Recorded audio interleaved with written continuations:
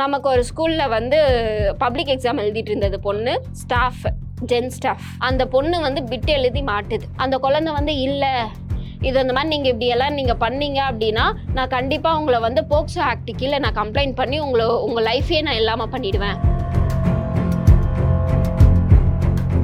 ஒரு பொண்ணு வந்து ஒரு பையனை நான் கல்யாணம் பண்ணிக்கிறேன் அப்படின்னு சொல்லி ஏமாற்றி பிரேக்கப் பண்ணிட்டு அந்த பொண்ணு போயிடுச்சுன்னா அந்த பொண்ணு மேலே அந்த பையன் கம்ப்ளைண்ட் கொடுத்தா எஃப்ஐஆர் போடுவாங்களா, கம்ப்ளைண்ட் எடுப்பாங்களா? அதாவது அந்த பொண்ணுக்கு வெறும் 20 வயசு, அந்த ஆணுக்கு 43 வயசு. அந்த ஆண் கூட இந்த பெண் வந்து ப்ரெக்னெண்ட்டாக இருக்கு.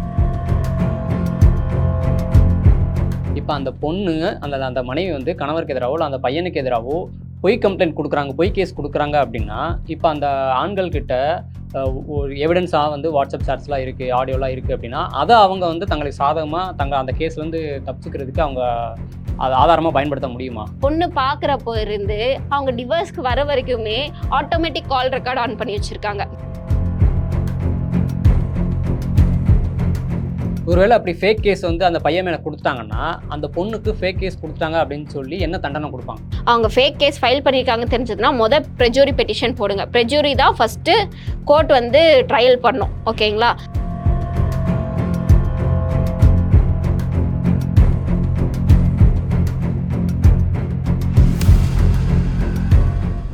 இன்னைக்கு நாட்டில் இருக்கிற சட்டங்கள் எல்லாமே பெண்களுக்கு சாதகமான சட்டங்களாக தான் இருக்குது, ஆண்களுக்கான சட்டங்களே இல்லை அப்படின்னு சொல்லி ஆண்கள் எல்லாருமே கேட்குறது ஒரு நியாயமான கேள்வி தான் இருக்குது.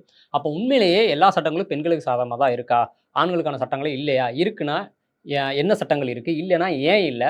ஒருவேளை பெண்கள் வந்து பொய் கேஸ் போடுறாங்க அப்படின்னா அதில் வந்து ஆண்கள் எப்படி தங்களை தற்காத்துக்கிறது? இப்படி ஆண்களுக்கான உரிமைகள் பற்றி அட்வொகேட் அனுசேகர் அவர்கள்ட்ட டீட்டெயிலாக கேட்டு தெரிஞ்சுக்கலாம். வணக்கம் மேடம். வணக்கம் சார். இப்போ நான் ஏற்கனவே சொன்ன மாதிரி பெண்களுக்கான சட்டங்கள் தான் இங்கே நிறையா இருக்குது. அப்போ ஆண்கள் தான் தப்பு பண்ணுறாங்க, குற்றம் பண்ணுறாங்க அப்படிங்கிற மாதிரி இருக்குது. ஏன் பெண்கள் குற்றம் பண்ணுறதே இல்லையா? ஏன் ஆண்களை மட்டும் அப்படியே ஒதுக்குறாங்க? அங்கே ஏன்னா எப்போவுமே ஆண்கள் அப்படிங்கிறவங்க வேலைக்கு போகிறதும், அவங்க வந்து ஒரு குடும்பத்தை நிர்வகிக்கிற பொறுப்புலையும், அவங்க தான் தலைவர் அப்படிங்கிற பொறுப்புலையும் இருந்தாங்க. பட் பெண்கள் அப்படிங்கிறப்போ அந்த சட்டம் உருவாக்குற சமயத்துலலாம் பார்க்குறப்போ எல்லாருமே கஷ்டப்பட்டுக்கிட்டு வீட்டுக்குள்ளே தான் இருந்தாங்க. ஏன்னா பெண் அப்படிங்கிறவ ஒரு குழந்தையா பிறக்கிறப்பவே என்னன்னா, ஓகே இந்த பொண்ணு பிறந்துருச்சா, கல்யாணத்துக்காக தான் இவங்க பிறக்கிறாங்க. ஸோ அவங்களுக்கு திருமண வயசு வர வரைக்கும் கூட வெயிட் பண்ண மாட்டாங்க. அவங்களுக்கு என்னன்னா பிறந்துட்டாங்களா, ஓகே இந்த பொண்ணுக்கு ஒரு ஆண் வீட்டில இருந்து வராங்களா, ஓகே நம்ம திருமணம் பண்ணிடணும்.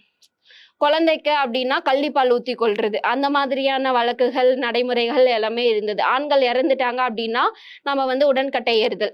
ஸோ இந்த மாதிரி அப்போ பாதிக்கப்பட்டவங்க யாருன்னு சொல்லி பார்க்குறப்போ பெண்கள் அதிகமாக இருந்தாங்க. அதுக்கப்புறம் குழந்தைகள், அதுக்கப்புறம் தாழ்த்தப்பட்ட சமுதாயத்தினர் அப்படின்னு சொல்லிட்டு SC ST பிரிவினர், அதுக்கப்புறம் ஹேண்டிகேப்ஸு, அதுக்கும் மேற்பட்டு பார்த்தோம் அப்படின்னா சீனியர் சிட்டிசன்ஸ் அப்படின்னு சொல்லிட்டு, அதாவது முதியவர்கள். ஸோ இவங்க எல்லாருமே நம்ம என்ன சொல்லுவோம் அப்படின்னா வல்னரபிள் குரூப்ஸ் அப்படின்னு சொல்லுவோம். நம்மளுடைய லீகல் டேர்ம்ல வல்னரபிள் குரூப்ஸ் கீழே வரவங்களுக்கு எல்லாருக்குமே ஒரு ஸ்பெஷல் ஆக்ட் அப்படின்னு சொல்லிட்டு ஒன்று எனாக்ட் பண்ணாங்க. இப்போ போக்சோ கூட அந்த சட்டத்தை கூட குழந்தைங்களை பயன்படுத்தி சொந்த அப்பாவுக்கு எதிராகவோ இல்லை சொந்த தந்தைக்கு எதிராகவோ இல்லை ரிலேஷன்ஸுக்கு எதிராகவோ இல்லை அக்கம்பக்கத்துக்கு எதிராகவோ வந்து போக்சோ சட்டத்தை கூட மிஸ்யூஸ் பண்ணுறாங்கல்ல, நீங்கள் கேள்விப்பட்டிருப்பீங்க. ரீசெண்டாக கூட நம்ம பார்த்தோம் அப்படின்னா கிருஷ்ணகிரி சைட் நமக்கு ஒரு ஸ்கூல்ல வந்து பப்ளிக் எக்ஸாம் எழுதிட்டு இருந்தது பொண்ணு, ஸ்டாஃப், ஜென் ஸ்டாஃப். எத்தனாம் வகுப்பு? Gen staff. அவர் வந்து அங்கே இன்விஜிலேட்டராக இருக்கிறாரு. அந்த பொண்ணு வந்து பிட் எழுதி மாட்டுது. ஓகேங்களா? ஸோ பிட் எழுதி மாட்டுறப்போ என்ன ஆகுது அப்படின்னா அவர் வந்து கூப்பிட்டு கண்டிக்கிறாரு, நான் கண்டிப்பாக இல்லை இது அந்த பிட்டை கொடுத்துருவேன். ஏன்னா அப்படி மிரட்டினாதான் நம்ம காலத்துலலாம் அது எல்லாமே மிரட்டுறதுங்கிறது இல்லை, அது நல்வழிப்படுத்துறது அப்படிங்கிறதும் நம்ம எடுத்துக்கலாம். ஸோ நான் கண்டிப்பாக கொடுத்துருவேங்கிறப்போ நாமளாம் என்ன சொல்லுவோம், சாரி சார் மன்னிச்சிருங்க நான் இது பண்ண மாட்டேன் அப்படின்ட்டு அழுவோம், கெஞ்சுவோம், எந்த வேணாலும் பண்ணுவோம். கண்டிப்பாக நாம் அதுதான் பண்ணியிருப்போம். பட் அந்த குழந்தை என்ன சொல்லியிருக்குன்னு நினைக்கிறீங்க? அந்த குழந்தை வந்து இல்லை, இது அந்த மாதிரி நீங்கள் இப்படியெல்லாம் நீங்கள் பண்ணீங்க அப்படின்னா நான் கண்டிப்பாக உங்களை வந்து போக்சோ ஆக்ட் கீழே நான் கம்ப்ளைண்ட் பண்ணி உங்கள் லைஃபே நான் இல்லாமல் பண்ணிடுவேன். உங்கள் வேலை போயிடும், உங்கள் லைஃப் போயிடும், எல்லாமே போயிடும். ஏன்னா கேரளாவில் கூட இப்போ ரீசெண்ட் ஜட்ஜ்மெண்ட் பார்த்தோம்ல, போக்சோ ஆக்ட் கீழே அரெஸ்ட் பண்ணிவிட்டு அதுக்கப்புறம் 5 years கழிச்சு அவரை வந்து அக்யூட்டல் பண்ணாங்க. அதாவது இவர் வந்து நிரபராதின்னு சொல்லிட்டு. ஆமாம், ஒய்ஃபும் அங்கே வந்து டிவோர்ஸ் கொடுத்துட்டு அவரை விட்டு போயிட்டாங்க. ஸோ அவருடைய ஜாபும் போயிடுச்சு. எல்லாமே போனதுக்கப்புறம் திரும்ப அந்த பொண்ணு வந்து அந்த ஒய்ஃபை கூட்டிகிட்டு வந்து சேர்த்து வச்சாங்க அப்படின்னு சொல்லிட்டு. ஸோ அந்த மாதிரி என்னன்னா ரிலவென்ட் டு தட் இது வந்து வெளியே தெரிய வந்தது, தெரிய வராம நிறைய இருக்கு. அந்த இதுல என்னாச்சு? அந்த பொண்ணு கடைசி என்ன பண்ணாங்க? அந்த பொண்ணு வந்து கம்ப்ளைண்ட் கொடுத்துருச்சு, அவரை வந்து அரெஸ்டும் பண்ணிட்டாங்க.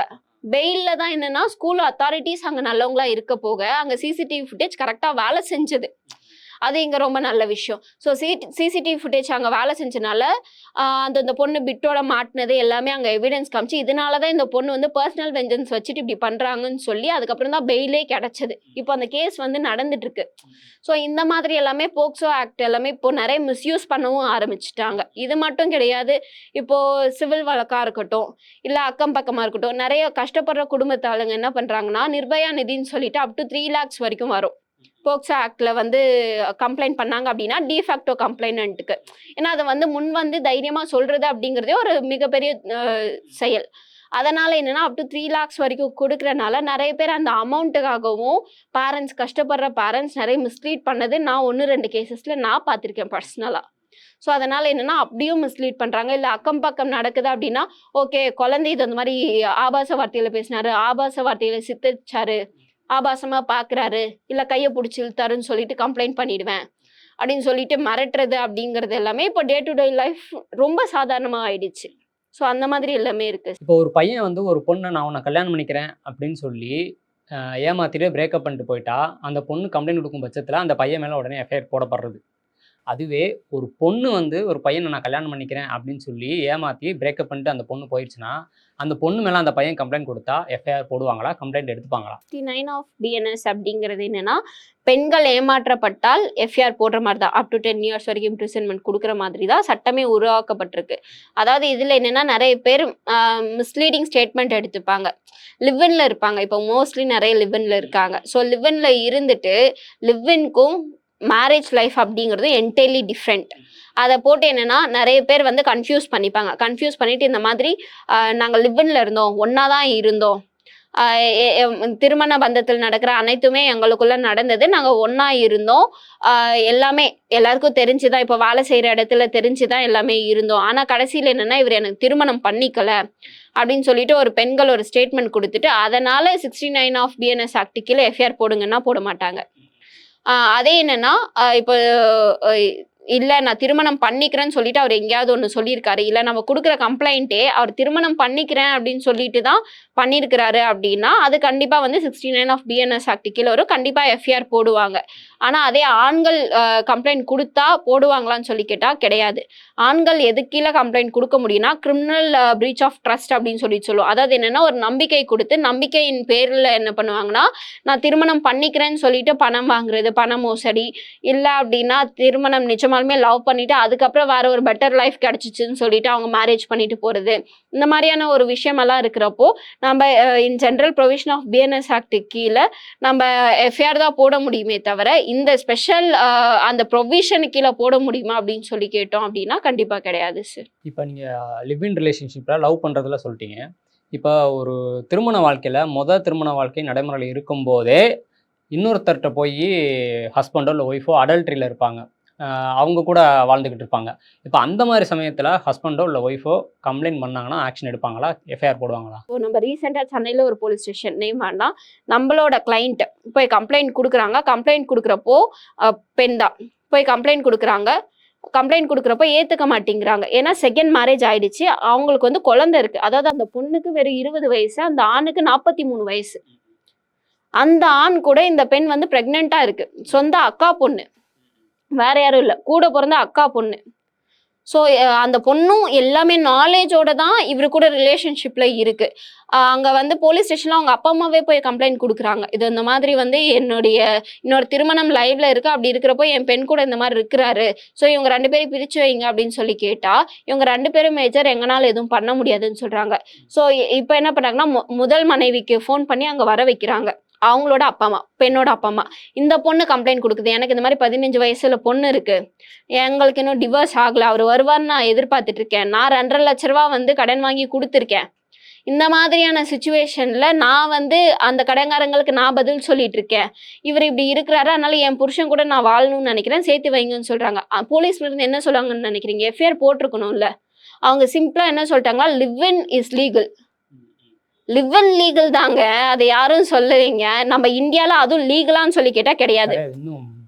இன்னும் ப்ராப்பரா வந்து அப்ரூவல் கொடுக்க கிடையாது. பட் என்னன்னா நீங்க இருந்துக்கலாம், அதை வந்து நாங்க லீகல் ஆக்ஷன் எடுப்போமான்னு சொல்லி கேட்டா கிடையாது. பட் நீங்க இருந்துக்கலாம், நாங்க வந்து அது தப்புன்னு சொல்ல கரெக்டுன்னு சொல்லுங்கிற ஒரு ஸ்டாண்ட்ல தான் சுப்ரீம் கோர்ட் இருக்கு. இவங்க என்ன சொல்லிட்டாங்கன்னா, லிவ்-இன் இஸ் லீகல். ஸோ இவங்க 2 பேரும் மேஜர், இவங்க லிவ்-இன்ல இருக்காங்க. ஒய்ஃப் வந்து லைவ்ல இருக்கு, இந்த மாதிரி மேரேஜ் லைவ்ல இருக்கு, அதெல்லாம் எங்களோட கன்சர்ன் கிடையாது. நீங்க எங்க கிட்ட வரக்கூடாது. வேணா கோர்ட்டுக்கு போய் நீங்க என்ன வேணாலும் பண்ணிக்கோங்க. போலீஸ் ஸ்டேஷன்ல இருந்து, எஸ்ஐ சைட்ல இருந்து இந்த மாதிரி ஒரு சட்ட புரிதலே இல்லாம ஒரு போலீஸ் ஆஃபீஸர்ஸ் அப்படிங்கிறவங்க ஒரு பொசிஷன்ல இருக்காங்க. ஸோ அடுத்தது இப்போ நம்ம எஃப்ஐஆர் போட்டுட்டோம். கணவன் மனைவிக்கு இடையில ஒரு வரதட்சணை சம்மந்தப்பட்ட ஒரு வழக்கோ, இல்ல ஒரு ஒரு பையன் பொண்ணுக்கு இடையில ஒரு பிரேக்கப் லவ் சம்மந்தப்பட்ட வழக்குலயோ, இப்ப அந்த பொண்ணுங்க அந்த அந்த மனைவி வந்து கணவருக்கு எதிராவோ, இல்ல அந்த பையனுக்கு எதிராவோ பொய் கம்ப்ளைண்ட் குடுக்குறாங்க, பொய் கேஸ் குடுக்குறாங்க அப்படின்னா, இப்ப அந்த ஆண்கள் கிட்ட ஒரு எவிடன்ஸா வந்து வாட்ஸ்அப் சாட்ஸ்லாம் இருக்கு, ஆடியோலாம் இருக்கு அப்படின்னா, அத அவங்க வந்து தங்களுக்கு சாதகமா அந்த கேஸ்லேருந்து தப்பிச்சுக்கிறதுக்கு அவங்க அத ஆதாரமா பயன்படுத்த முடியுமா? நீங்க கேட்கறது எலக்ட்ரானிக் எவிடன்ஸ் அப்படின்னு சொல்லுவோம். அதாவது என்னன்னா, நமக்கு இந்தியன் எவிடன்ஸ் ஆக்ட் 65B அப்படின்னு சொல்லுவோம். ஸோ அது கீழே நம்ம என்னன்னா அஃபிடவிட் ஃபைல் பண்ணுவோம். அஃபிடவிட் ஃபைல் பண்ணிட்டு எலக்ட்ரானிக் ரெக்கார்ட்ஸ் எல்லாத்தையும் நம்ம ஃபைல் பண்ண முடியும். அதுக்குன்னு சொல்லிட்டு கல்யாணம் ஆன நிறைய பேர் என்ன பண்ணுவாங்கன்னா, ஹஸ்பண்ட் அண்ட் ஒய்ஃப் இப்போ ஏன்னா நிறைய பேருக்கு மேட்ரிமோனியல் லைஃப்ல கொஞ்சம் கூட என்னன்னா நம்பிக்கை இல்லாம போயிடுச்சு. அந்த நம்பிக்கை இல்லாத தனம் அப்படிங்கிறது என்னன்னா, பொண்ணு பாக்குறப்போ இருந்து அவங்க டிவோர்ஸ்க்கு வர வரைக்குமே ஆட்டோமேட்டிக் கால் ரெக்கார்ட் ஆன் பண்ணி வச்சிருக்காங்க. ஆட்டோமேட்டிக் கால் ரெக்கார்ட் ஆன் பண்ணி வச்சு அதை வந்து லேப்டாப்ல பென் டிரைவ்ல ஸ்டோர் பண்ணி வச்சிருக்கிற கிளைண்ட்ஸ் எல்லாமே என்கிட்ட இருக்காங்க. ஸோ அவங்கெல்லாம் என்ன பண்ணுவாங்கன்னா, ஃப்ரம் ஸ்டார்டிங் டு ஸ்டில் அது எண்ட் ஆகுது அப்படின்னா அந்த மொத்த ரெக்கார்டே எடுத்துட்டு வந்து இந்த பொண்ணு இப்படியெல்லாம் பேசிச்சு, கடைசியில் இப்படியெல்லாம் என்னை வந்து சித்தரிக்கிறாங்க அப்படின்னு சொல்லிட்டு அவங்க எடுத்துட்டு வருதோம். ஆண்கள் அதாவது ஆண்கள் பேசினது, ஆண்கள் வாட்ஸ்அப் சேட் பண்ணுது, அவங்களுடைய பர்சனல் இன்ஸ்டா ஐடி இதுக்குள்ளெல்லாம் போயிட்டு இந்த மாதிரி இந்த பொண்ணெல்லாம் லவ் பண்ணிட்டு அதுக்கப்புறம் வந்து என்ன மேரேஜ் பண்ணிக்கிட்டாரு. ஸோ அவர் என்னன்னா நம்பிக்கையின் பேர்ல அந்த பொண்ணு கிட்ட சொல்றாரு, இந்த மாதிரி இருந்தது, நான் இதுக்கு மேல நான் வந்து உன்கிட்ட உண்மையா தான் இருப்பேன் அப்படின்னு சொல்லிட்டு. அந்த பொண்ணு என்னன்னா இதெல்லாம் கொடுத்துட்டு முன்னாடி இப்படி இருந்தாரு, அதனால வந்து இப்போ அப்படி அவரு வேற ஒரு பொண்ணு கிட்ட இருக்கிறாருன்னு சொல்லிட்டு எனக்கு தெரியும், ஆனா எவிடன்ஸ் இல்ல, ஆனா எனக்கு ஃபுல்லா 100% ஹோப் இருக்கு அவர் வேற ஒரு பொண்ணு கூட தொடர்பில் இருக்கிறாருன்னு சொல்லிட்டு. முன்ன இருந்தவருக்கு இப்போ இருக்கிறதுக்கு எவ்வளவு நேரம் ஆகிடும் அப்படிங்கிற மாதிரி இதெல்லாம் ஒரு கிரவுண்ட்ஸா எடுத்துட்டு வந்து கேஸை ஃபைல் பண்ணி இதை வந்து ரெக்கார்டா கோர்ட்ல சப்மிட் பண்றது, அதெல்லாம் கோர்ட் ஏத்துக்காது. அதாவது என்னன்னா, கோர்ட்டுக்கு பொறுத்த வரைக்கும் நியாயமா இருக்கணும். இப்போ வந்து நான் உன்னை கொலை பண்ணிடுவேன் அப்படிங்கிறது, அந்த மாதிரியான வாட்ஸ்அப் சாட் இல்ல நம்ம அக்கௌண்ட் டிரான்சாக்ஷன் பண்ணியிருக்கோம், நியாயமான ஒரு கோரிக்கை, நியாயமான ஒரு விஷயமா இருந்ததுன்னா கோர்ட் அக்செப்ட் பண்ணிக்கும். நியாயம் இல்லாம மொத்தமா வந்து ஒரு 1500 கால் ரெக்கார்ட்ஸ் கிளைண்ட் சொல்லுவாங்க நம்ம கிட்ட, நீங்க சப்மிட் பண்ணி தான் ஆகணும் அப்படின்னு சொல்லிட்டு. ஸோ அப்படி சப்மிட் பண்றப்ப என்னன்னா அட்வொகேட்டும் அங்கே திட்டு வாங்குவாங்க, கிளைண்ட்டும் திட்டு வாங்குவாங்க. ஏன்னா அதுல வந்து 1-2 ரெக்கார்ட்ஸ்னா நம்ம சப்மிட் பண்ண முடியும் பெர்மிஷன் வாங்கி. பட் அவ்வளோ ரெக்கார்ட்ஸை கோர்ட் உட்காந்து கேட்டுட்டு இருக்காது. இல்லை ஒரு நாளைக்கு 1500 கேஸ் ஃபைல் ஆகுது அப்படிங்கிறப்போ அவங்களது மொத்தம் ஒரு 1500 கால் ரெக்கார்ட்ஸ் உட்காந்து கேட்கறதா கோர்ட்டுடைய டியூட்டி. ஸோ இந்த மாதிரி நியாயமா இருக்கு அப்படின்னா நம்ம ஃபைல் பண்ணலாம். அது நமக்கே தப்பா இருக்கும் ஒரு சில சமயத்துல. அதை வந்து நம்ம அவாய்ட் பண்ணிக்கிறது அப்படிங்கிறது நமக்கு நல்லது. அதே ஒரு ஃபேக் கம்ப்ளைண்ட்டோ ஃபேக் கேஸோ ஃபைல் பண்ணிட்டாங்க அப்படிங்கிறது நம்மளால ப்ரூவ் பண்ண முடியும் சம்டைம்ஸ்ல. ஒருவேளை அப்படி ஃபேக் கேஸ் வந்து அந்த பையன் மேல குடுத்துட்டாங்கன்னா, அந்த பொண்ணுக்கு ஃபேக் கேஸ் குடுத்துட்டாங்க அப்படின்னு சொல்லி என்ன தண்டனை குடுப்பாங்க? அவங்க ஃபேக் கேஸ் ஃபைல் பண்ணியிருக்காங்கன்னு தெரிஞ்சதுன்னா ப்ரெஜூரி பெட்டிஷன் போடுங்க. ப்ரெஜூரி தான் ஃபர்ஸ்ட்டு கோர்ட் வந்து ட்ரையல் பண்ணும். ஓகேங்களா? ஸோ ஃபர்ஸ்ட் என்னன்னா ப்ரெஜூரி போடுவோம். போட்டுட்டு அதில் வந்து முகாந்திரம் இருக்குது அப்படிங்கிறத கோர்ட்டு டிசைட் பண்ணிடுச்சு அப்படின்னா அது நமக்கு ட்ரையல் ஆகும். எடுத்த உடனே அவங்கள கவுண்டர் போட சொல்லிட்டு நமக்கு அடுத்தது என்கொயரி ஸ்டார்ட் ஆகிடும். அதுக்கப்புறம் நமக்கு ஆட்டோமேட்டிக் ஆர்குமெண்ட் ஆர்டர் தான். எவிடன்ஸ் இருந்ததுன்னா எவிடன்ஸ் மார்க் பண்ண சொல்லுவாங்க. உடனே ஆர்குமெண்ட். சப்போஸ் நம்மளது அது கோர்ட் நம்பிடுச்சு அப்படின்னா அப் டு 7 years வரைக்கும் பொண்ணுக்கு இம்ப்ரிசன்மெண்ட் கிடைக்கிறதுக்கே அதிக வாய்ப்புகள் இருக்கு. 7 years வரைக்கும் ஃபேக் கேஸ் கொடுத்தாங்க அந்த ப்ரொவிஷன் பொண்ணுக்கு. சொல்லுது. அதாவது 7 years வரைக்கும் ஃபேக் கேஸ் கொடுத்தாங்கன்னா அந்த பொண்ணுக்கு தண்டனை கிடைக்க வாய்ப்பு இருக்கு. அந்த கேஸை டிஸ்மிஸ் பண்றது மட்டும் இல்லாம அந்த பொண்ணுக்கு வந்து அப் டு 7 years வரைக்கும் இம்ப்ரிசன்மெண்ட் வரதுக்கே வாய்ப்பு இருக்கு. நீ பொய் வழக்கு போடுறியா, கோர்ட் டைமை வேஸ்ட் பண்றியா, கோர்ட்டை ஏமாத்துறியா, இல்லை அடுத்தவங்களை இந்த மாதிரி வந்து நீ கஷ்டப்படுத்துறியா அப்படின்னு சொல்லிட்டு அதுக்காக வந்து நமக்கு அப் டு 7 years வரைக்கும் இம்ப்ரிசன்மெண்ட் வரதுக்கு வாய்ப்பு இருக்கு. And another thing discharge. Suppose என்னால் ப்ரூவ் பண்ண முடியாது அப்படிங்கிற ஒரு சுச்சுவேஷன் இருக்கவங்க டிஸ்சார்ஜ் போடலாம். இல்லைங்க இது இந்த மாதிரி இருக்கிற விஷயம் எல்லாமே என்கிட்ட எவிடன்ஸ் இல்லை, பட் எனக்கு தெரியும், ஸோ அப்படின்ட்டு கோர்ட் அதை நம்பிச்சு அப்படின்னா நம்மள வந்து இப்போ நிறைய பேர் என்னவாங்கன்னா நாத்தனார், மாமியார், மாமனார் இவங்களெல்லாம் ஆட் பண்ணுறப்போ அவங்கெல்லாம் தேவையில்லாத பார்ட்டிஸ்ன்னு சொல்லிட்டு கோர்ட்டுக்கே தெரியும். ஸோ தெரிகிறப்போ டிஸ்சார்ஜ் போட்டோம் அப்படின்னா ஆட்டோமேட்டிக்காக டிஸ்சார்ஜ் பண்ணிடுவாங்க. அவங்கள எல்லாத்தையும் கேஸில் இருந்து கேஸ் நடக்கும். அதாவது ஹஸ்பண்ட் ஒய்ஃப்குள்ளே நடக்கும். தேவையில்லாத பார்ட்டிஸ் எல்லாம் கேஸ்லேருந்து வெளியேற்றிடுவாங்க. வெளியேற்றிட்டு அவங்க எல்லாத்தையும் மட்டும் பார்ட்டிஸை டிஸ்மிஸ் பண்ணிவிட்டு டிஸ்சார்ஜ் பெட்டிஷன் மூலிமா யார் மேஜர் பார்ட்டிஸோ மெயின் பார்ட்டிஸை மட்டும் அங்கே கண்டெஸ்ட் பண்ணுவாங்க. கண்டெஸ்ட் பண்ணி அதுக்கான ஜட்ஜ்மெண்ட்ஸ் வரும். மோஸ்ட்லி இப்போ டிவிசியை பொறுத்த வரைக்கும் எல்லாரும் என்னென்னா, நான் உன் பேரில் வன்கொடுமை வழக்கு போட்டு நான் உன்னை உள்ளே தள்ளிடுவேன், உன்னை கம்பி எண்ணெய் வச்சுடுவேன், கழித்திங்க வச்சுடுவேன், இதுதான் எல்லாருமே சொல்லுவாங்க. பட் அப்படியான்னு சொல்லி கேட்டோன்னா, நமக்கு டிவிசியை பொறுத்த வரைக்கும் சிவில் இன் நேச்சர். அதாவது நமக்கு பொறுத்த வரைக்கும் இப்போது க்ரியாலிட்டி இருக்குது அப்படின்னா அது mental, physical, economic, any other, ஓகேங்களா? ஸோ அந்த மாதிரி இருக்குது அப்படிங்கிறப்போ அதுக்கு காம்பன்சேஷன் மட்டும்தான் பொண்ணுனால் கிளைம் பண்ண முடியும். ஸோ அப்படி காம்பன்சேஷன் கிளைம் பண்ணுறது அப்படிங்கிறது சப்போஸ் நம்ம கொடுக்கல, ஹஸ்பண்ட் சைட்லேருந்து கொடுக்கல அப்படின்னா தான் அடுத்தது தான் நம்ம வந்து டைரக்ஷன் கேட்டு அவங்க பேரில் வந்து கிரிமினல் ஆக்ஷன் எடுக்க முடியுமே தவிர எடுத்த உடனே நம்ம வந்து ஆக்ஷன் எடுக்க முடியாது. ஏன்னா அது சிவில் இன் நேச்சர் அப்படின்னு சொல்லிட்டு கோர்ட் சொல்லிடுச்சு. இப்போ இந்த மாதிரி சட்டங்கள் வந்து பெண்களுக்காக நிறைய இருக்கும்போது அதை அவங்க மிஸ்யூஸ் பண்ணுறதும் காலப்போக்கில் அதிகமாகிட்டு தான் இருக்குது. இப்போ ரீசெண்டாக ஒரு கேஸில் கூட சுப்ரீம் கோர்ட் வந்து டவுரி கேஸ் 498A வந்து அதிகமாக மிஸ்யூஸ் பண்ணுறாங்க அப்படின்னு சொல்லி சொன்னாங்க. இப்போ ஆண்கள் போய் ஒரு கம்ப்ளைண்ட் கொடுக்குறாங்கன்னு வச்சுக்கோங்களேன், என்னுடைய பெண் வந்து எனக்கு எதிராக இப்படி க்ரியாலிட்டி பண்ணுறாங்க, இல்லை ப்ரீச் ஆஃப் ட்ரஸ்ட் இங்கே இருக்குது அப்படின்னு சொல்லிட்டு ஒரு கம்ப்ளைண்ட் நம்ம கொடுக்குறோம். அப்படி கொடுக்குறப்போ அவங்க கம்ப்ளைண்ட் ரெஜிஸ்டர் பண்ணுவாங்களான்னு கேட்டால் கிடையாது. ஏன்னா அவங்களுக்கு இது புது விஷயம். ஸோ புதுசாக ஒரு விஷயம் வரப்போ அவங்க எடுத்து அதை ஸ்டடி பண்ணணும், படிக்கணும், மொத்த கதையும் கேட்கணும், கேட்டுட்டு இன்வெஸ்டிகேஷன் பண்ணிவிட்டு அதுக்கப்புறம் அவங்க எஃப்ஐஆர் போடுறதா வேணாமான்னு சொல்லிட்டு அவங்க வந்து ஹையர் அஃபிஷியல்ஸ் இருப்பாங்க, அந்த ஹையர் அஃபிஷியல்ஸ் கிட்ட அவங்க டிஸ்கஸ் பண்ணணும். ஸோ இந்த ப்ரொவிஷன்ஸ் எல்லாமே மேட் அவுட் ஆகி அதுக்கப்புறம் வந்ததுனா தான் எஃப்ஐஆர் போடுறதே அவங்களுக்கு என்னென்னா இவ்வளோ ஸ்டெப் பை ஸ்டெப் ப்ராசஸாக புதுசாக அவங்க லேர்ன் பண்ணணும். ஸோ அந்த லேர்னிங் ப்ராசஸில் கஷ்டம் இருக்கிறனாலே நிறைய போலீஸ் ஸ்டேஷனில் கேசஸ் ஃபைல் ஆகுறது இல்லை. ஆண்கள் அலையப்படுறதுக்கான காரணம் வந்து பேசிக்காக இதுன்னு சொல்லி பார்க்கலாம். இப்போ கோர்ட்லேயே கூட நம்ம ஒரு கேஸ் ஃபைல் பண்ணோம் அப்படின்னா புதுசாக ஒரு ப்ரொவிஷன்ஸோட போகிறோம் இல்லை புதுசாக ஒரு பிரச்சனையோட போகிறோம் அப்படின்னா யார் ஒருத்தவங்களுமே எடுக்க தயங்குவாங்க. தயங்குறது ஏன்னா புது விஷயம் அப்படின்னா ஜட்ஜஸ்க்கு அது வந்து ப்ரொவிஷன்ஸ் அவங்க படிச்சிருக்காங்க ஃபுல்லுமே, அவங்களுக்கு அது ப்ராப்ளம் கிடையாது. பட் அட்வொகேட்ஸ்க்கோ இல்லை இன் ஜென்ரல் அங்கே இருக்கிற ஒரு கேஸ் ஃபைலிங் செக்ஷனில் இருக்கவங்களுக்கும் நம்ம போகிறப்போ அது எல்லாமே புதுசாக இருக்கும், புரியாத புதிராக. ஸோ அப்போ என்னென்னா பாஸ் பண்ணுறதா வேணாமான்னு சொல்லிட்டு அங்கே மிகப்பெரிய சிக்கல் நமக்கு உருவாகும். ஸோ இந்த மாதிரியான விஷயத்துல எல்லாமே நம்ம பாதிக்கப்படுறோம். ஏன் அப்படின்னா ஸ்பெஷல் ஆக்ட் அப்படிங்கிறது பெண்களையும் மற்றவர்களையும் ப்ரொடெக்ட் பண்ணுது. மற்ற ஆக்ட் இப்போ சிஆர்பிசி, ஐபிசி, அதாவது இப்போ இருக்கிற பிஎன்எஸ் ஆக்ட், ஸோ இது என்னென்னா கான்ஸ்டியூஷன், இது எல்லாமே நமக்கு ஜென்ரல் ஆக்ட். ஸோ ஜென்ரல் ஆக்டாக இருக்கிறப்போ அது எல்லாருக்குமே பொதுவானது. ஸோ அப்படி இருக்கிறப்போ நம்ம அலைஞ்சு திரிஞ்சு தான் அதுக்கான ஒரு தீர்வை நம்ம வாங்க வேண்டியதாக இருக்குது. ஒரு ஸ்டேட்டும் பார்லிமெண்ட்டும் நினச்சாங்க அப்படின்னா இந்த சட்டங்களை திருத்தம் செய்ய முடியும். ஸோ அப்படி திருத்தம் செய்ய முடியும் அப்படின்னா ஸ்டேட் வந்து ஒரு பில் பாஸ் பண்ணணும். அதாவது பில் என்னன்னா இப்போ தமிழ்நாட்டில் மட்டும் இந்த விஷயம் நடக்க கிடையாது, கேரளாவில் நடக்குது, இப்போது நம்ம பார்த்தோன்னா நார்த் இந்தியாஸில் நடக்குது, பீகாரில் கூட இப்போ நடந்திருக்கு. ஸோ இந்த மாதிரி என்னென்னா இப்போது கர்நாடகாவில் நடந்திருக்கு. ஸோ இந்த மாதிரி எல்லா ஸ்டேட்லேயுமே தான் நமக்கு நடந்துக்கிட்டே இருக்குது, நடக்காமல் இல்லை. ஸோ அப்படி நடக்கிறது எல்லாத்தையுமே நம்ம ஒரு ரெக்கார்ட்ஸாக நம்ம க்ரியேட் பண்ணணும். க்ரியேட் பண்ணிவிட்டு பில்லை நம்ம வந்து ஒரு எனாக்ட் பண்ணணும். அதாவது என்னென்னா ஸ்டேட் லெஜிஸ்லேச்சர், ஸ்டேட் ரெப்ரசன்டேட்டிவ் என்ன பண்ணுவாங்கன்னா பில்லாக எனாக்ட் பண்ணி பார்லிமெண்ட்டுக்கு இங்கேருந்து பாஸ் பண்ணுவாங்க, எல்லாரும் சைன் பண்ணி பாஸ் பண்ணி பார்லிமெண்ட் இஃப் அக்செப்டட் அப்படின்னா அவங்க வந்து ஓகே ஆமாம் நிஜமாலுமே ஆண்களும் நிறைய பாதிக்கப்படுறாங்கல்ல அப்படின்னு சொல்லிட்டு, ஏன்னா கண்டிப்பாக எல்லாருக்குமே இப்போ தெரியுது ஆண்கள் நிறைய பாதிக்கப்படுறாங்க அப்படின்னு சொல்லிட்டு.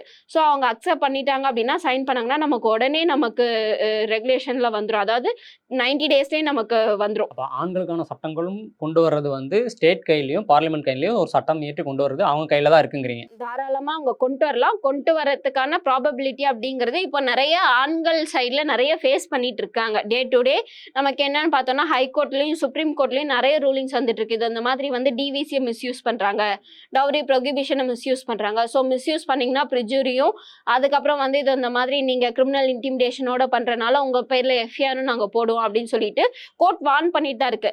அப் டு த லெவல் என்னன்னா கோர்ட் வார்ன் பண்ண முடியும், இல்லைன்னா அவங்க பேரில் ஆக்ஷன் எடுக்க சொல்லி டைரக்ஷன் வேணா கொடுக்க முடியுமே தவிர்த்து இந்த மாதிரியான ஒரு ஆக்ட்ஸை எனாக்ட் பண்ணுற பவர் அப்படிங்கிறது எல்லார் கையிலையும். நம்மளதை பொறுத்த வரைக்கும் 3 டயர் தான். அதாவது என்னன்னா executive, judiciary, legislature. So 3 tier இருக்கிறப்போ ஒருத்தங்க மட்டும் எல்லா டியூட்டியும் பண்ண முடியாது. ஸோ எக்ஸிக்யூட்டிவும் இங்கே வேலை செய்யணும், லெஜிஸ்லேச்சரும் இங்கே வேலை செய்யணும். ஸோ லெஜிஸ்லேச்சருக்கு பவர் இருக்குது. ஸோ லெஜிஸ்லேச்சர் நினச்சாங்க அப்படின்னா லெஜிஸ்லேட்டிவ் சிஸ்டம் நமக்கு சேஞ்ச் பண்ண முடியும் சார். ஸோ இவ்வளோ நேரம் வந்து ஆண்களுக்கான சட்டங்கள் என்ன இருக்குது, அதில் ஆண்கள் எப்படி தற்காத்துக்க முடியும், பெண்களுக்கான சட்டங்கள் என்ன இருக்குது, அதை அவங்க எப்படி மிஸ்யூஸ் பண்ணுறாங்க அப்படின்னு சொல்லி ஆண்களுக்காக இவ்வளோ நேரம் பேசினதுக்கு ரொம்ப ரொம்ப நன்றி மேடம். இனி அடுத்த ஒரு மெய்ப்பொருள் நிகழ்ச்சியில் ஆண்களுக்கான பிரச்சனைகள், உரிமைகள் பற்றி இன்னும் டீட்டெயிலாக பேசலாம். உங்களுக்கு ஏதாவது பிரச்சனைகள் இருக்குது, ஆண்களுக்கான உரிமைகள் பற்றி தெரிஞ்சுக்கணும் அப்படின்னா மறக்காம அதை கமெண்ட்டில் சொல்லுங்கள். ஒரு பொண்ணு என்ன காதலிச்சு நோகடிச்சா சொல்றேன், அதையே தான் யாரும் கேட்க மாட்டேங்கிறீங்க. 50 வருஷம் கூடவே வாழ்றேன்னு என் தலையில அடிச்சு சத்தியம் பண்ணிட்டு இப்ப எனக்கு துரோகம் பண்ணிட்டு வேற யாரையோ கல்யாணம் பண்ணிக்க போறா. அதை தடுக்க ஏன் சார் சட்டம் இல்ல?